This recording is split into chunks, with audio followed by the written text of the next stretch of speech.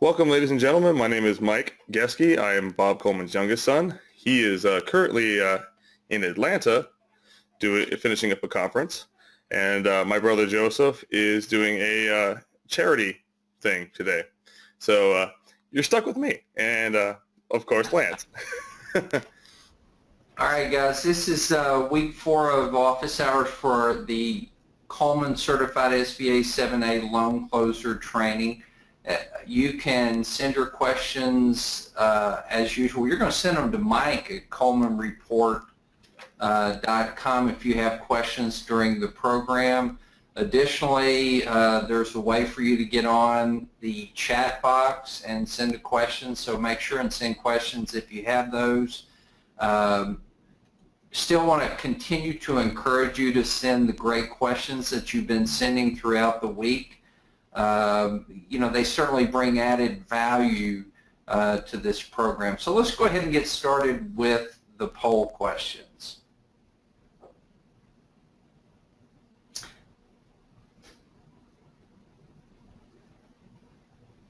Just talking about what we covered this week, we talked about the equity here's the poll question. What do you feel is the most common reason for a repair on the SBA guarantee? And your options are: forgot to do the liquidation site visit, second option, liens not filed in the proper position, third option, not properly safeguarding collateral during liquidation, and the fourth option is misapplication of recoveries during the liquidation process. And I was just wanting to get a take on what you felt was the most common reason. I know SBA, and we did cover this week, some of the most common reasons for repairs or denials on SBA loans. So just interested to see what your feelings were. What are the results on that question? So excellent. Absolutely, the most common reason for a repair on an SBA guarantee is not doing the liquidation site visit in a timely fashion. And you guys are right on the money. Number 2 is not properly safeguarding collateral during liquidation.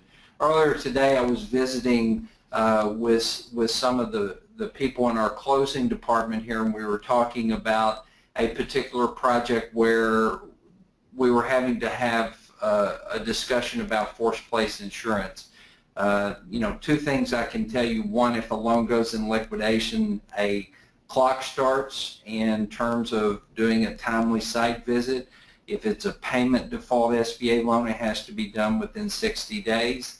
If it's a non-payment default loan, i.e. the borrower filed bankruptcy or a guarantor filed bankruptcy, the business closed, that site visit has to be done within 15 days of notification of the event. So certainly want to make sure those get taken care of. Secondly, when a loan goes in liquidation, as a proper SBA servicing officer, you certainly want to make sure that you care and preserve the collateral, that you change the locks if necessary. If insurance coverage lapses, you want to get forced place insurance. But those are certainly very important. Let's take a look at the next poll question.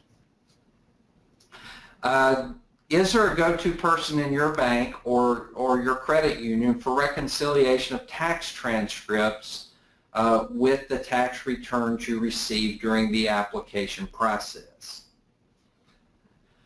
And it's just a yes/no response. Certainly verifying tax returns when we look at early default loans is one of the more important parts of the underwriting process.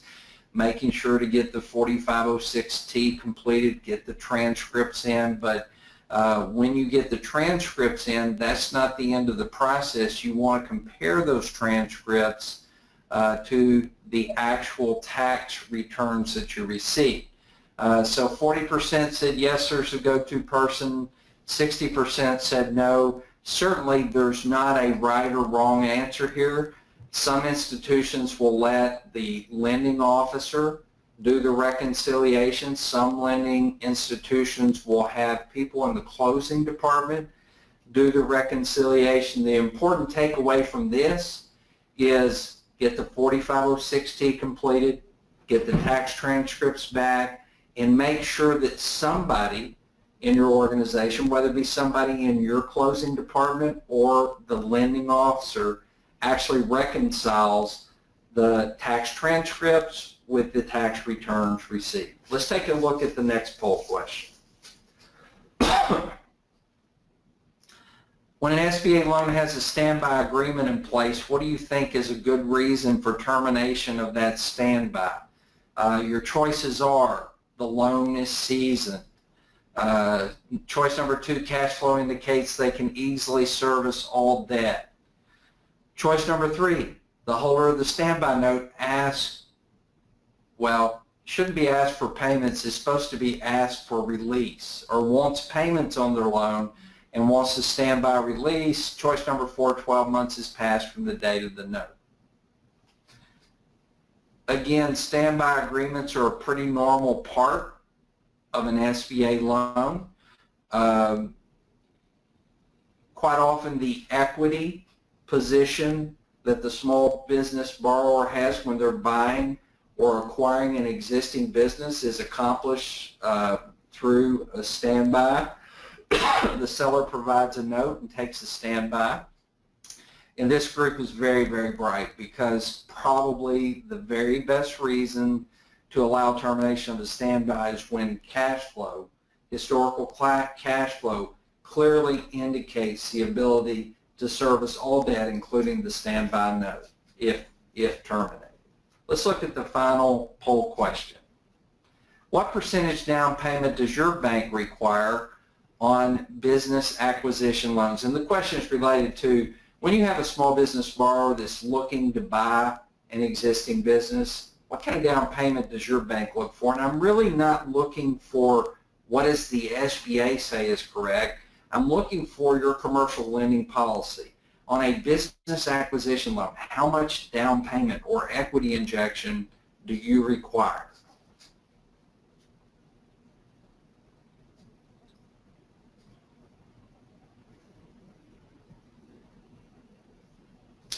Okay, so I love it. No 100% financing, which is great. 10% of our respondents, they require 20% down. Or I'm sorry, 20% of our respondents require 10% down. 80% are at the 25% mark. Nobody's requiring more than 25%, and that falls in line with what I thought, but I just want you to get an idea of when you have a population of loan closers, what is the normal equity injection requirement on a business acquisition loan? It certainly looks like 25% is the most common amount of equity injection. Okay, guys, let's, week 4 we talked about the equity injection and how it impacts the guarantee. It's important to note that properly verifying the equity injection is an important step in the loan closing process to protect the SBA guarantee. Additionally, the Inspector General's Office of the SBA has started taking a closer and closer look at equity injections because there's been a lot of equity injection and fraud over the years. So it's a hot button item for SBA's Inspector General. We talked about how to properly verify the equity injection. We talked about business acquisitions and the SBA SOP 5010-5H rules related to that. And we also talked about those standby agreements. Again, standby agreements are a fairly common part of a business acquisition loan that's being done through SBA, and it's a fairly common way for that equity injection to be proven is through a standby agreement. How to manage those according to SBA SOP standards. We covered that. Let's take a look at the questions. We had an email question related to life insurance. It says the SBA loan authorization requires the lender taking assignment of life insurance policy, and the lender needs to assure that the borrower pays the premium on the policy. As the lender, how do we go about monitoring the borrower's payment of that premium on an ongoing basis? A lot of life insurance policies have an annual premium, and how do we monitor that? What should the lender do if they receive a cancellation notice due to lack of premium payment? And this bank indicated they recently had an SBA loan where the borrower failed to remit payment on the life insurance. The bank was not made aware of it until cancellation notice was received. The business is struggling, and now they're behind on their payments, and it's going into liquidation. And it is true, frequently SBA does require life insurance as a part of the loan. Excuse me. Ideally, the bank could send a notice to the life insurance company communicating that they want immediate notification of any pending cancellation of that because of non-payment of premiums. It's difficult when you have a life insurance policy where there's monthly premiums to get monitoring of that life insurance those life insurance payments on a monthly basis, but you can ask the life insurance company to give you notification if there's any pending cancellation notice. If you find out that the borrower's discontinued paying the premiums on the life insurance policy, the bank's going to have to make a prudent lending decision there to look at and see if it's feasible to force place that life insurance. And a lot of it depends on a lot of circumstances: the age of the guarantor that has the life insurance policy, the premiums that are required.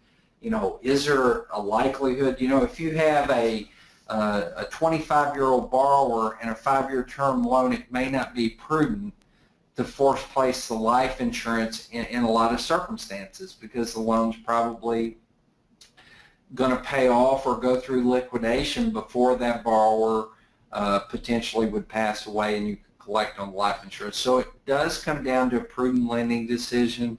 You're going to have to take a look at the guarantor that's being insured, the premiums that are required, and how that impacts the liquidation process of that SBA loan.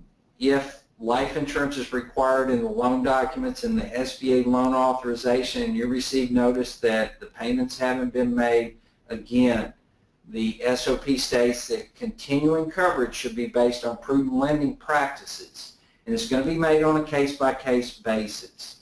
And if you continue the coverage and you force place the life insurance or you pick up and start paying the premiums, that would be a recoverable expense in the liquidation process of an SBA loan.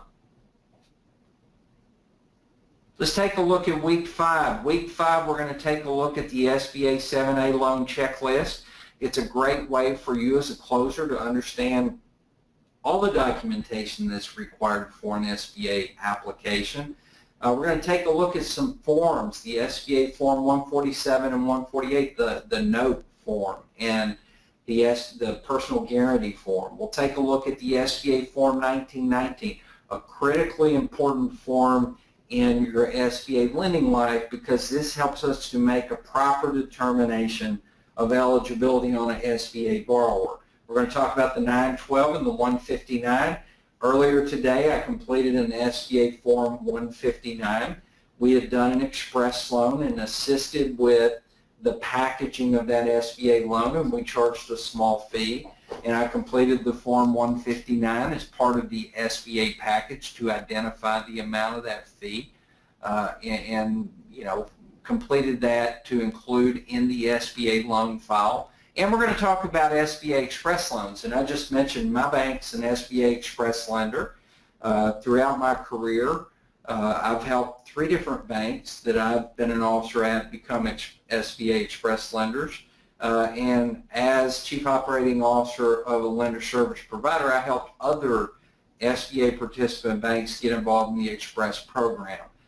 Really like the SBA Express program because it does allow you to deliver an SBA guaranteed loan product to your small business borrower very efficiently, very effectively, and it helps to overcome some of the objections that small business borrowers might have to you using an SBA guaranteed loan to finance their small business financing needs.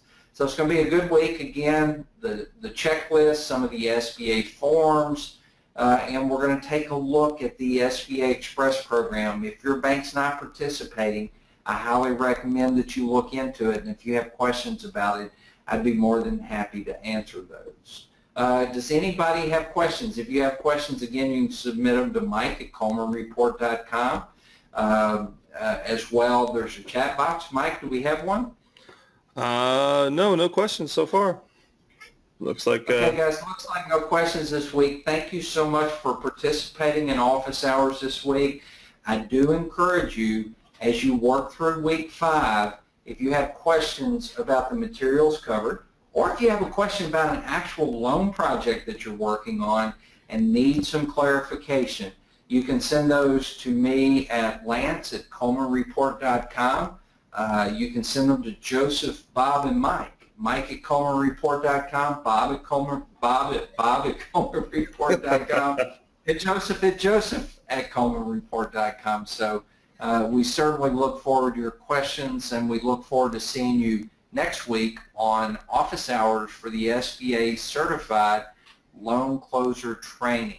Have a great weekend. We'll see you next week. Thanks, Lance. Thanks, Mike.